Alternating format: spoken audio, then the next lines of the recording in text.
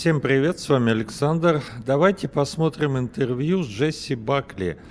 Это, наверное, бабёнка, которую раздавила у нас стеклом. В общем, которая ведущая там типа. А интервью, наверное, с субтитрами я читать не буду, так что как-нибудь уж сами. Поехали.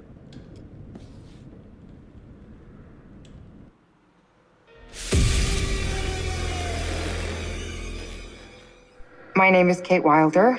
I've got a master's in criminal psychology. I'm an investigative journalist and hope to make a difference. Hey, we're here with Jesse Buckley to talk about Supermassive's brand new game in the Dark Pictures Anthology, The Devil In Me. So let's start at the beginning. Tell us a bit about the character that you play. I play a character called Kate Wilder, who is a presenter who's part of this documentary team who are doing a show about the serial killer H.H. Holmes.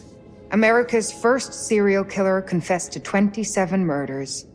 The number grew significantly. Nearly 200 lives. I'm a serial killer documentary watcher. Is that your jam too? Yeah, I'll watch a serial killer documentary. Right, it's really relaxing. Like, okay, cool, yeah, I can it's chill kind out. of fascinating why we're all addicted to kind of those stories. We need a plan. Forget his games, traps, all that bullshit.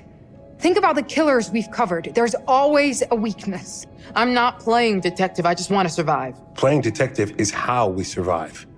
So what interested you in the role of Kate? Well, to be honest, I've never played a video game in my life, and I had no idea what the hell the world was. Oh, wow.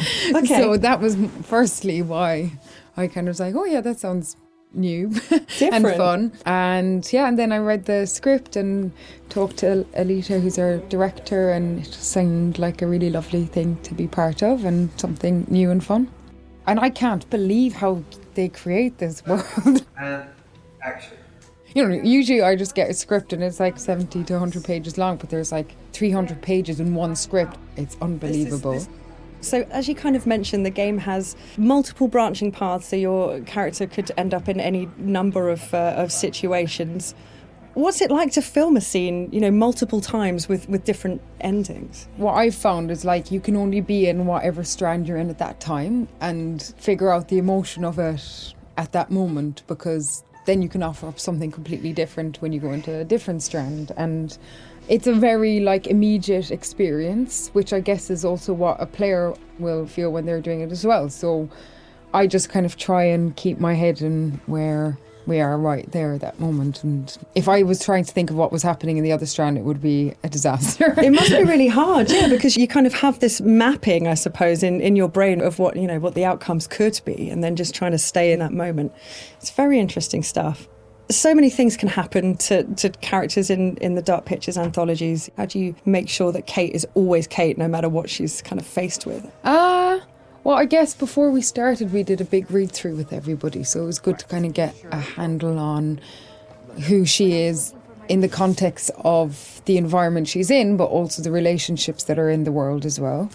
It just kind of reveals itself from the script, and I just kind of let her run free and see what That's so cool, happens to her. Yeah, I don't think anybody has continuity in themselves. I don't anyway. It must be very difficult. Yeah, really difficult. And that's it. I guess it's quite good fun to then go, okay, let's go with this and see where we end up. Well, I think also Kate lives on the knife edge of she has a genuine obsession and curiosity about serial killers. So there's part of her that's kind of running towards it and part of her that's running away from it, and all of them have come to be curious about H.H. Holmes, but also with that, you're kind of living a real life horror as you're going into this world.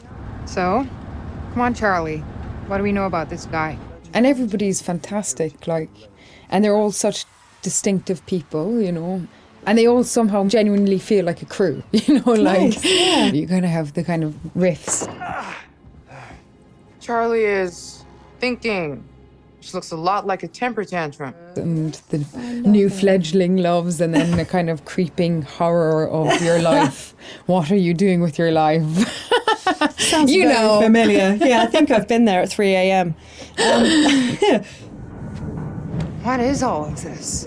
Okay, so let's talk about the setting that Kate finds herself in. I've heard something about murder castles. I'd like to know more. So the production company that Kate works for, Lonnet Entertainment, they get a mysterious call from a stranger who says that he's basically made a replica of H.H. Holmes' murder castle. Wicked. And invites them to come and document it because he knows that they're interested in serial killers. And Lonnet Entertainment, which is run by a character called Charlie, is kind of hard up, but only Charlie knows that. And so even though Kate is a bit kind of resistant to go because it just feels like another kind of fuddy-duddy thing, they agree to go to this island as one last kind of hurrah. It sounds like absolutely nothing awful is going to happen. It sounds like a perfect setup. I'm going to have a cup of tea. Delightful. Yeah, lovely island. Very nice. Look! Years are the wine that fill the cup of time. So in the game, you've got quite a limited inventory. Which items would you take into the house if you could take anything?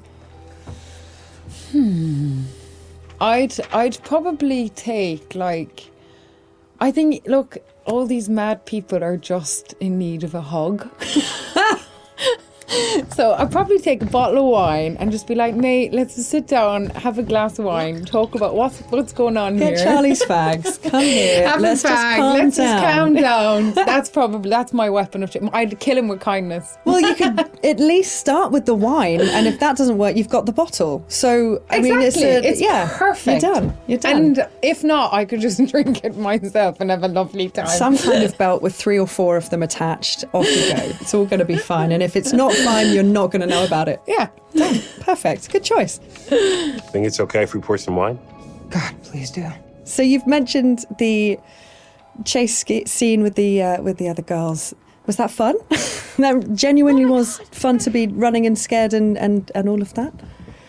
Yeah, it's always fun. I mean, I think everything's kind of fun.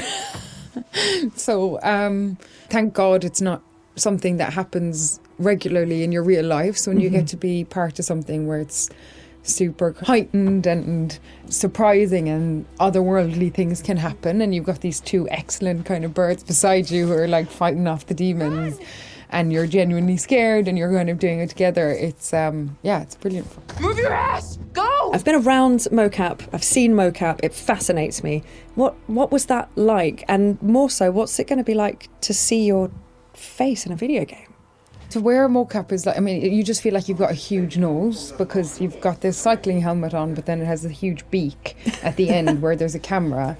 And sometimes when they're putting it on, you can see the other actors already kind of lined up, and it's very close. It's very scary. No! You're gonna kill me! But yeah, I think it'd be super interesting. I don't know, maybe I'll look a bit better. They'll doctor me off or something.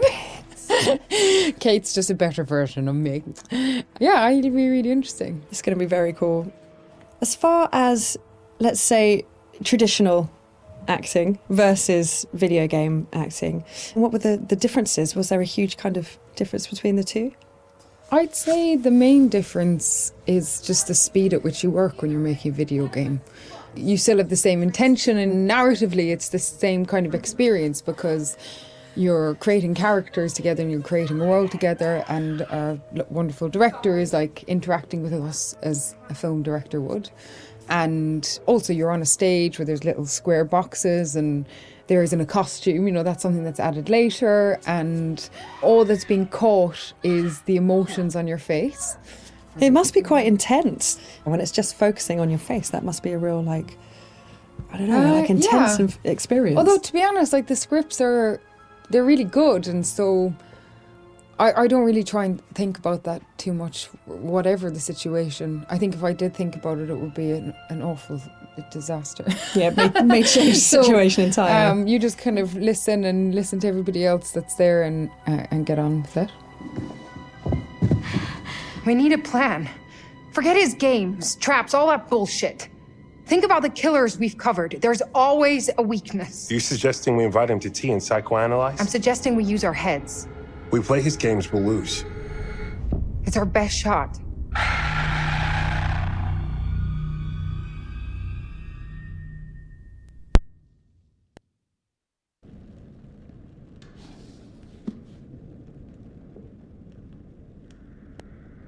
Ой, мне нравятся документалки про серийных. Ой, и мне тоже. Ха-ха-ха.